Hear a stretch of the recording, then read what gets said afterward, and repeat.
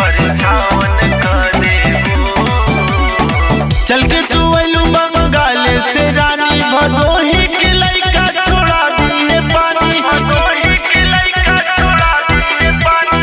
चल के तू अइलू बंगाल से रानी, भदोही के लइका छोड़ा दिए पानी।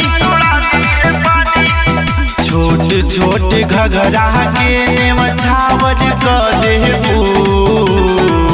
छोट छोट घघरा के मछावर कर देबू। लागताटे जवानी ये रानी, जयमाला में परछावन कर देबो। लागताटे जवानी ये रानी, जयमाला में परछावन कर देबो। परछावन कर देबू।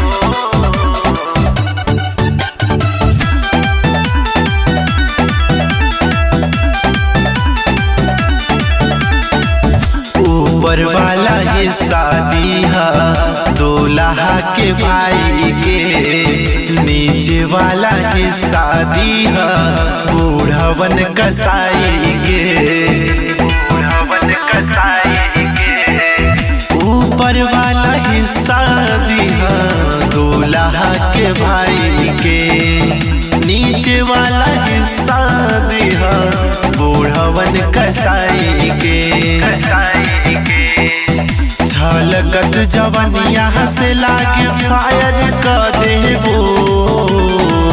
छलकत जवनिया से लागे फायर कर देबू। लागताटे जवानी ये रानी, जयमाला में परछावन कर देबो। लागताटे जवानी ये रानी, जयमाला में परछावन कर देबो। परछावन कर देबू।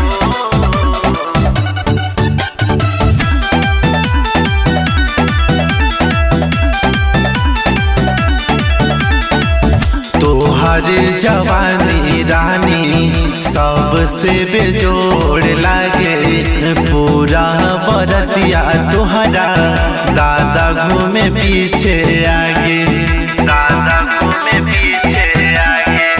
तोहर जवानी रानी सबसे बेजोड़ लागे। पूरा बरतिया तोहरा दादा घूमे पीछे आगे। पतली कमरिया से लागे घायल कर देबू। पतली कमरिया से